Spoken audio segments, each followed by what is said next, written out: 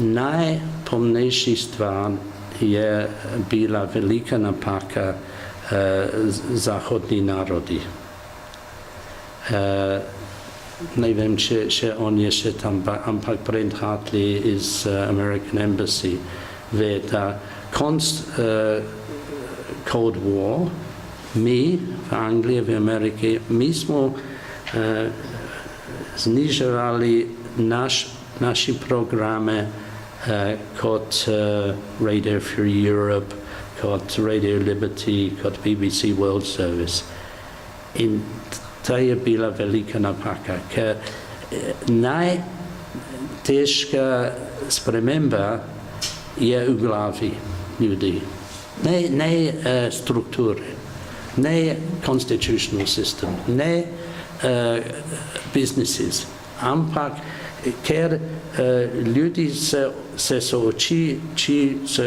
soočili pod totalitarian system, ne vejo, kako je v svoje mišljenje. In je bilo to raziskave je bilo zelo zanimivo, ker naprimer jaz sem bral, da en holocaust victim, ena mlada deklica, ki je bila v Auschwitzu in je prišla v Anglijo konc vojne in ima družino in je stara baba, ampak deep inside še imajo tisti experiences. In ona je bila na Oxford Street. In je gre shopping na Oxford Street. In je bila nemška družina, normalna nemška družina, fotar pa mama, pa dva otroka in en otrok je hotel na cesti in fotar je pravil tu. In to je pomeni za ta stara žena a collapse, a mental collapse, because je prišel nazaj vse tisti slabi stvari. In je tako globoko in the mind. In tudi to pomeni, da in vidim, da ko naši klele hočejo odločiti nekaj, ne vejo točno, hočejo biti pridni ljudi, hočejo delati pravilno, ampak mogoče nazaj je nekaj, pazi, mogoče nekdo bo proti to in to bo slabo za mene v moj karier. In tudi v raziskavi sem vprašal en top judge, sodnik klele v Sloveniji in sem vprašal, kako je sistem, pravosodni sistem v Sloveniji. In je rekel na vrhu, mogoče je v redu. Počasi gre bolje. In smo videli, kako so naš premijer, ko je šel na vrhu, so threw it out. In sem vprašal, ampak kako je dol? In je rekel, še dol mali sodniki, in on je pravil ta angleška fraza, they are looking over the shoulder. Still they are looking over the shoulder. Kaj bi rekli tisti ljudi, ki imajo moči, kot sem rekel prej, pod mizo. In to je zelo globoko v ljudi in to bo. In v naši zahodni državi mi smo koncentrirali na strukture in ko sem gledal British Know-how Fund in sem gledal, kakšne projekte so financirali na Polskem. So bili 80 projektov. 79 so bili ekonomski ali nova upravo strukture. Samo en je bilo za pravosodje. Samo eno. In ali smo presenečeni, da v World Bank Report ali v Council of Europe ali v Cato Institute so pisali legal systems v Central and Eastern Europe are still not working properly. To je 20 let kasneje. 20 let. In zato, jaz sem rekel, da je bila velika napaka naša. Nismo pomagali, nismo priznali, da hearts and minds come first. Structure comes second. No, ampak ta srca in ta miselnost, vsaj v Sloveniji, so pogosto skrojena po nekih merilih, ki se nostalgično ozirajo v tiste čase, o katerih vi pravite, da so bili nedemokratični in totalitarni. Ta nostalgija po starih dobrih časih socializma, ki jo dostikrat opažate tudi v svojih prispevkih, odkot ima po vašem mnenju korenine in kako jo spremeniti, če sploh? I'll say this in English. You know, when someone asked the question of the famous British architect Sir Christopher Wren. Sir Christopher Wren designed St. Paul's Cathedral, and he designed maybe 40, 50 churches that were destroyed in the fire of London. And someone said, where is the monument to Sir Christopher Wren? And they said, look around you. Look around you. It's everywhere. And I say to people, stari časi, novi časi, look around you. Ali največ avtov v Ljubljani Zastava, ali Boha, ali so Mercedes. Kaj so? Pojdi v supermarket. Kupite kavo ali greste na Avstrijo, ker nimajo kave v Mogoče bi ta del zdaj prevedli, ker je bil pomenljiv o tej arhitekturi londonski oziroma o spomeniku. Prosim, gospod Šeter. Bilo samo, ko so nekoga vprašali v Londonu glede arhitekta, slavnega arhitekta Christopherja Wrena, ki je med ostalim načrtoval tudi avtor največje katedrale svetega Pavla v Londonu in 40-50 drugih cerkva v Londonu, ki pa so pa pogoreli v velike požaru. In so ga vprašali, kje pa je spomenik arhitektu Wrenu. In ko so rekli, samo ozri se okoli sebe, kar vidiš, to je že spomenik, to je njegovo delo. In to bi rekel isto tukaj, ozri se okoli in poglej, kaj imaš na cestah. Zastave, Volge ali Mercedese. Pa poglej, kaj dobiš v trgovinah. Ja. A se lahko malo vrneva nazaj k bankam? Bili ste tudi nadzornik nove kreditne banke Maribor, če se ne motim, do leta 2014.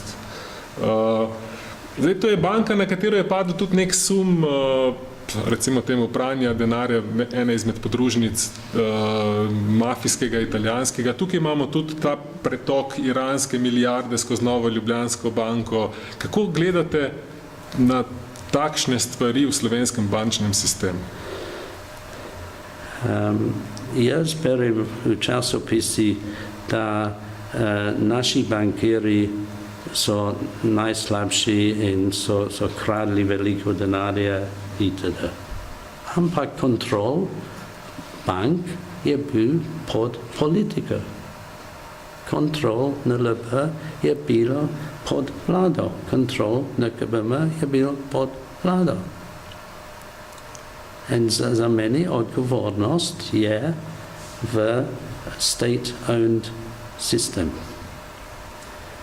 Ko jaz sem šel in vidim klele dva kolega in mi smo bili samo profesionalni. Mi smo rekli, da moramo čistiti banko. Naj more nove, kaj vem, gre naprej kot prej. In mi smo dobili poročilo slabih posojil. In za mene je bilo fantastično. Neverjetno. 60 ali 70% tista posojil so bili dali izven regulacij. 60 ali 70. In jaz sem rekel, kako je možno? V Angliji, če bi 2 ali 3% bi fired everyone. Ampak 60 ali 70, mi smo sedeli, kako je to možnost? In je možnost, ker je bil posojil za prijatelje. In je bil, kot je rekel John Maynard Keynes, wild spirits. Če je wild spirits v ekonomiji, to pomeni, da vsi ljudi misli, da samo gre gor, bo bolj profit, bo več in rizika ni velika. So pozabili, da tudi ekonomija gre dol. Tudi so napake. In moram praviti, da nadzorni svet nove KBM banke nismo naredili nobene odločitev pod politični pritisk. Pritisk. Nič. In zato, po mojem, to je zakaj je bil uspeh privatizacija nove KBM. Tudi, po mojem, tudi je bilo čudno, kako je delal regulacije v bančniškem sistemu. Ko jaz sem bil predsednik revizijske komisije, sem rekel, zakaj minutes of the meeting ne gre k centralni banki? So rekli, niso vprašali. In sem vprašal naš predsednik, je tam, bomo dali, to je dobra praksa. In Peter se strinjam. In smo pogovarjali, drug Peter in Andrej, in svet je rekel, bomo dali. Mi mislimo, da transparentnost je zelo pomembno v bančniškem sistemu. Tudi sem vprašal, kako je zveza med Banka Slovenija in banka. In so rekli, da imajo, ne vem, kaj je to, recording, srečanje. Ampak sem rekel, ali je normal relations? In so rekli, kaj mislite? Sem rekel, jaz mislim, da pa dobro, če jaz kot predsednik komisije, da jaz grem tu pa tam k banki in pogovarjam supervision department. In moram praviti, Boštjan Jazbeč je rekel, to je dobra ideja, delamo. Ampak je čudno, da jaz pravim to. Zakaj to ni normalno v sistemu, ker samo je bil zveza med supervision department in interlaudit, ampak somehow so bile luknje in reporting system. Mislite, da so bile zavestne luknje ali pač sistem slabo dodelan? Je težko praviti. Jaz sem mislil, da mogoče luknje so bile iz lack of experience. Ampak, ko sem naredil to raziskavo v University of Buckingham, jaz sem videl, da mogoče, ko so bili nove zakone mogoče ljudi, ki so pripravili zakone, so naredili lukne, ki bi porabili. Mogoče, ne vem. Točno ne vem. Omenili ste že privatizacijo. To je tudi eden od leitmotivov vaših prispevkov. Vedno se zavzemate za čim manjši delež državnega lastništva v bančništvu, v gospodarstvu. Na drugi strani pa slovenska splošna mentaliteta temu ni ravno naklonjena in bodva iskrena, tudi med kristijani. Nekako se bolj nagibamo k večinsko državnemu lastništvu, velikemu nadzoru države nad gospodarstvom, bančništvom in podobno. Kaj narediti s to privatizacijo? Oziroma tako zelo hipotetično, vem, da je neumno vprašanje. Če bi vas sedanji predsednik vlade vprašal, kaj narediti za novo Ljubljansko banko, ali jo privatizirati ali ne, kaj bi mu rekli? Če vse je pod kontrolom države, to pomeni, da praktično ni svobode. Če vse, oni so vladari. Če bereš knjigo Gilesa, The New Class, razumeti kako collective ownership praktično je bilo v rokah en mali klik. In to je zakaj največkrat ekonomija za učinkovitost, prvič pa tudi za svoboda mora biti v rokah ljudi. Seveda je pomembno, da en stvar mogoče mora biti pod lastništva vlade ali state ownership, mogoče. Recimo, kaj? Let's say the roads, ceste, mogoče.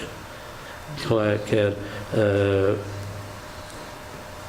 freedom of the open road is a freedom as well.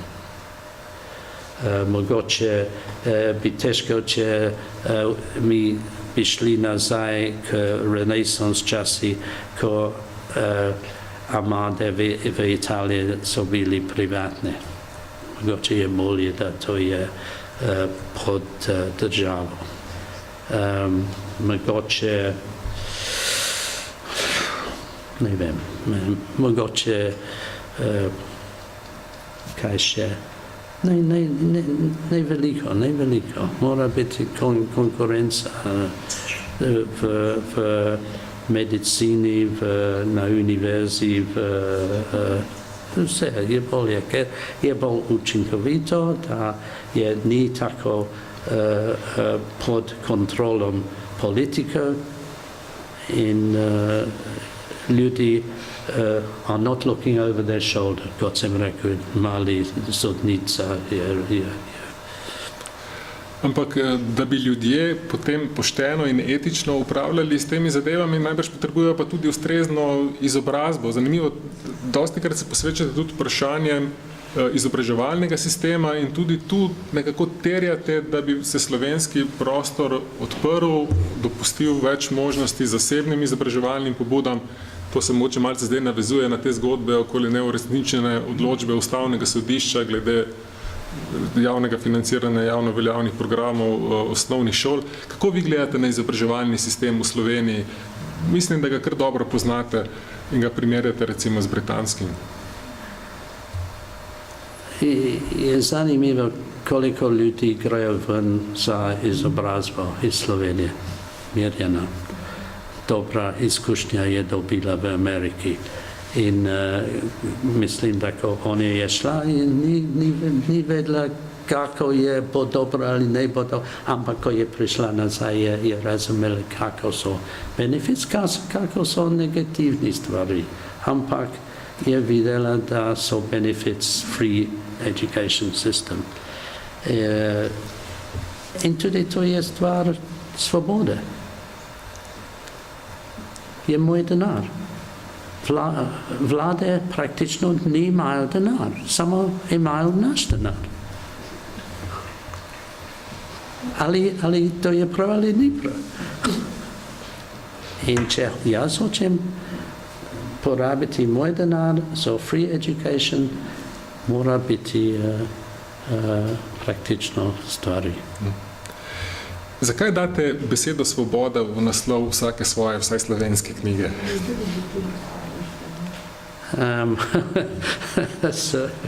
To je težko. Namreč prejšnja knjiga je bila Poti do več svobode, ne? Ker če mi mislimo, kaj so najvišji stvari za normalno ljudi. En je svoboda, en je prava, drug je družina, mogoče, prijatelje. Tisti stvari so najpomembnejši za one person. In to je zakaj mogoče jaz imam rad besedo svoboda. Če se mogoče dotakne pa še enega krščanskega aspekta vašega pisanja, zelo poudarjate ta ekumenski vidik. No, zadnje ste anglikanec, ki piše za katoliški tednik, ni najbolj običajna kombinacija, ne? Glede to, kako sto anglikanci s katoličani včasih ravnani v Angliji, ampak dobro, pustva to, ne? To meni, kako vi vidite, recimo na tem ekonomskem področju, ne? Ta ekumenska zbliževanja, sodelovanja? Moram praviti nekaj zdaj, ker enkrat Bogomir je mi rekel, jaz sem vprašal, kako gre članke in kako gre, da jaz nisem katolik. In je rekel, ne točno, ampak nekaj kot je v redu, je zanimivo, ker če ti pišeš nekaj drugače,